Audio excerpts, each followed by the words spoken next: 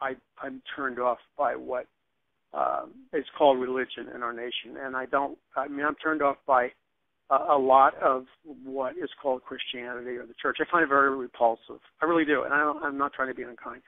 I find it repulsive and distorted, and I find it a very degraded reality upon which the original was built. And let me give you an example.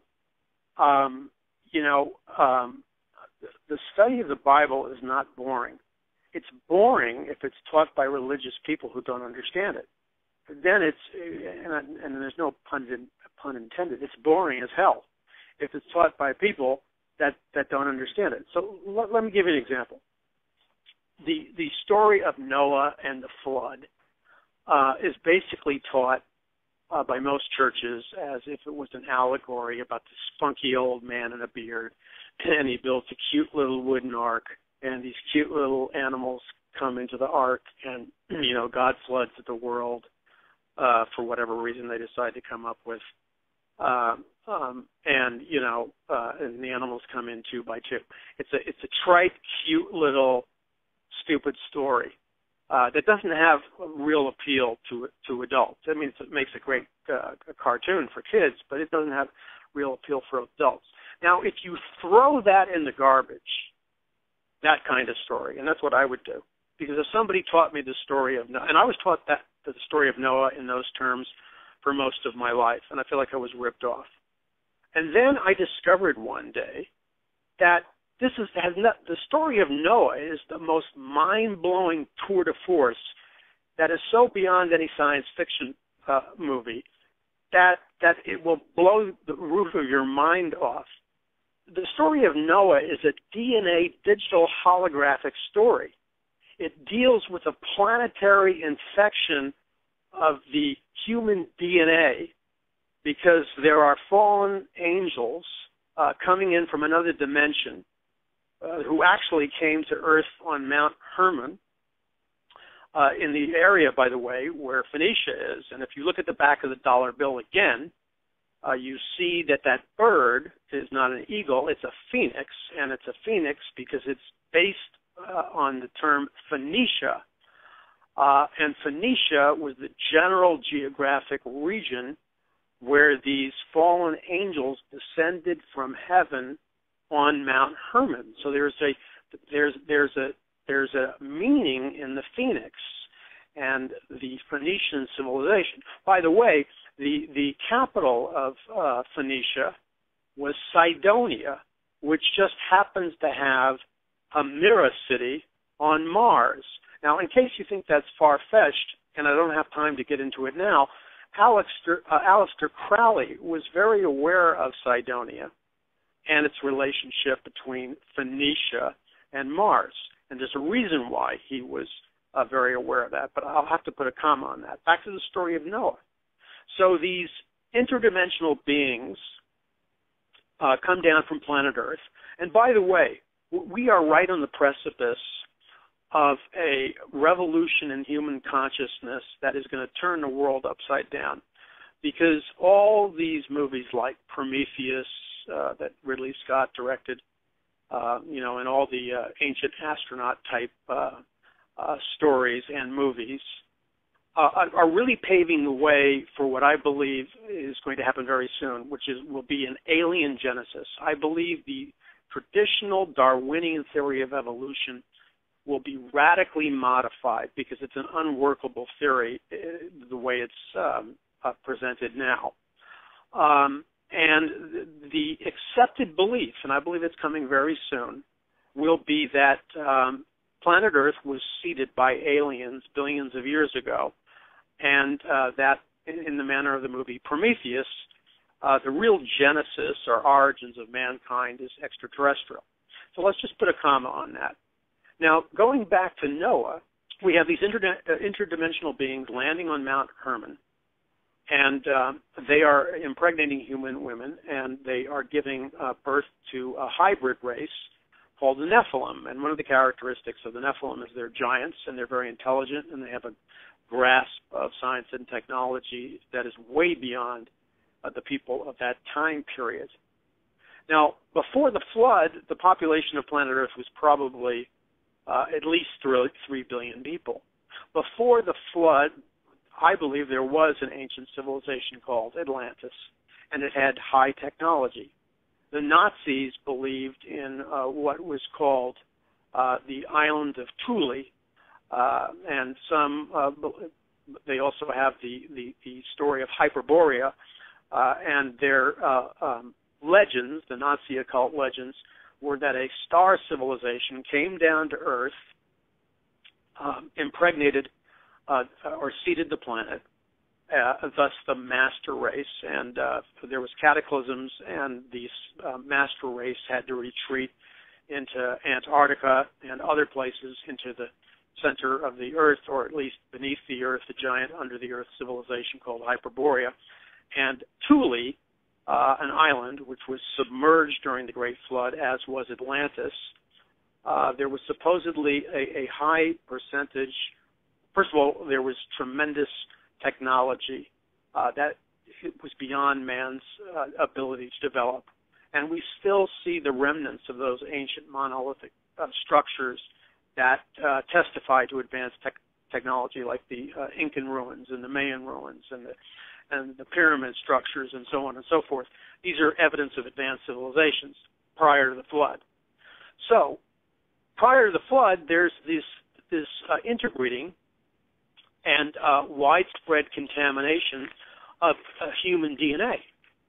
And God, when he created man and Adam and Eve, he created man in his own image, which means God gave Adam and Eve his DNA, a specific DNA coding system. Lucifer, who's a fallen angel, who's led a rebellion against God with 1/3 of the fallen angels, broke the life force in Eden by introducing the death force. And what pulled that cosmic trigger to release the death force was when the serpent tempted Adam and Eve to disobey the word of God and promised them that they shall be as gods. So you have the human race contaminated with this DNA. And when you read the story, let's say, of Joshua and Caleb and how they went in to fight the giants, well, people don't understand that the giants that they were going in to fight were cross-breeding Nephilim giants. They were the products of interspecies breeding between human women and fallen angels. And the worship of these ancient cultures, the Canaanites, the Jebusites, the Hittites, the Kezites, and you could go on and on and on, and they worshiped like Moloch, which is the same god they worship at the Bohemian Grove. The worship always consisted of the sacrifice of human babies on the burning hands of Moloch, which was a metallic statue heated up. They would burn their babies alive, and their worship consisted of sexual orgies, drug-taking, and drinking in the most perverse manner. Now, this wasn't just about partying. What that kind of worship does, that satanic worship, is that opens up a portal in a different dimension, entrance of interdimensional beings that are allowed to enter the earth when that kind of perversity is indulged in. And so when Joshua and Caleb went in to invade the land, these were not just, tall men who were strong. They were Nephilim. Now, it gets even heavier than that. What are our kids being bombarded with now with the Illuminati music videos? Hyper-perverse sexuality, S&M, group sex, bondage gear, Illuminati symbols, open Satan worship. It's hardcore occult porn music videos. Our kids are being hit with that with stroboscopic intensity with the music videos. What that is the indoctrination of children into satanic worship. The same exact satanic worship that occurred in Canaan with the Canaanites, the Kezites, Hittites, the Perizzites, and so on and so forth.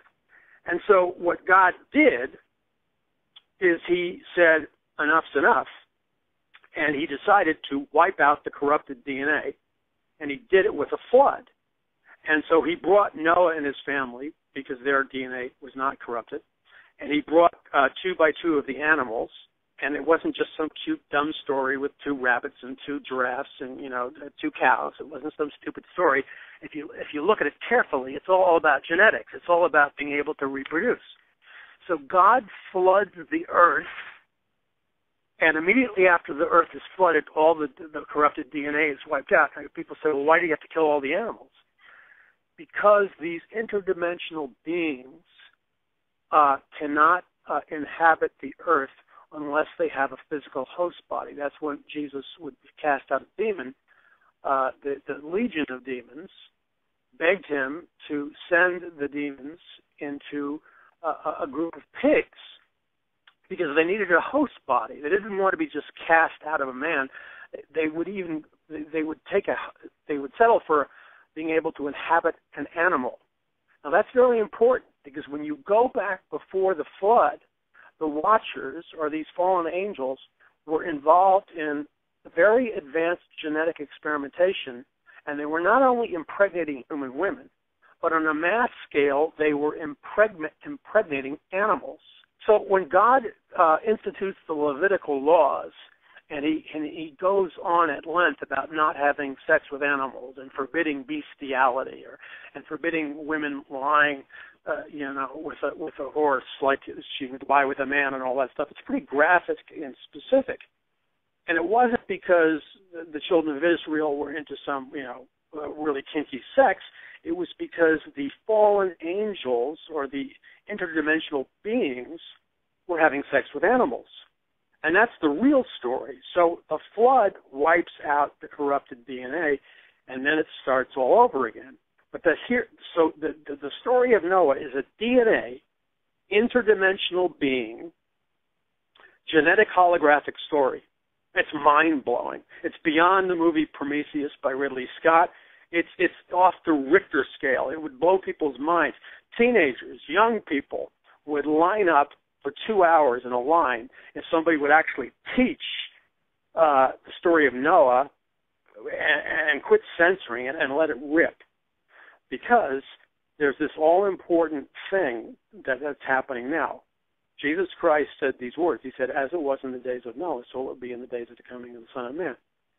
Well, what did Jesus mean? He didn't just mean that the earth would be wicked and filled with violence, although that was part of it.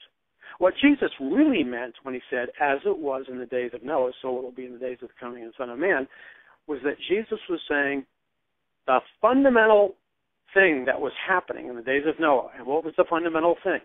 It was the interdimensional beings having sex with human women and producing Nephilim hybrids. That was the fundamental problem. Jesus said that fundamental problem will resurface again in the time period that approaches the nearness of his return.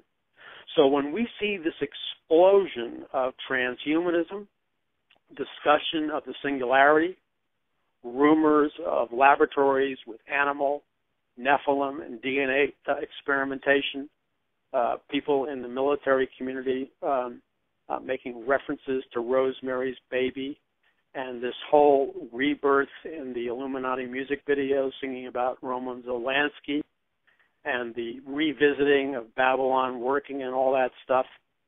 This is not just a bunch of weird stuff. This is Jesus saying that the interspecies breeding, and that's what this whole UFO phenomenon is all about on a global level. This interspecies breeding is exploding again. Now, let me just say one thing, and this should go off in people's heads like a stick of dynamite. There's a pop music girl named Keisha. I don't know if I'm pronouncing it right. It's Kesha. And she's an open Satanist, and she does Illuminati music videos, and she sings in leather bondage gear, and her music videos have group sex and pretty deviant stuff, okay? But, and one hand, people would almost want to laugh when I say this, because it's so vulgar, it's almost humorous. But she did a big interview with Rolling Stone magazine. I believe it was this month. And again, I can understand people laughing because it's so ludicrous at one extent, except it's tragic on the other hand. She has told Rolling Stone, and she tells her fans, which are in the millions, that her vagina is possessed. Now, she's got a fan base that starts with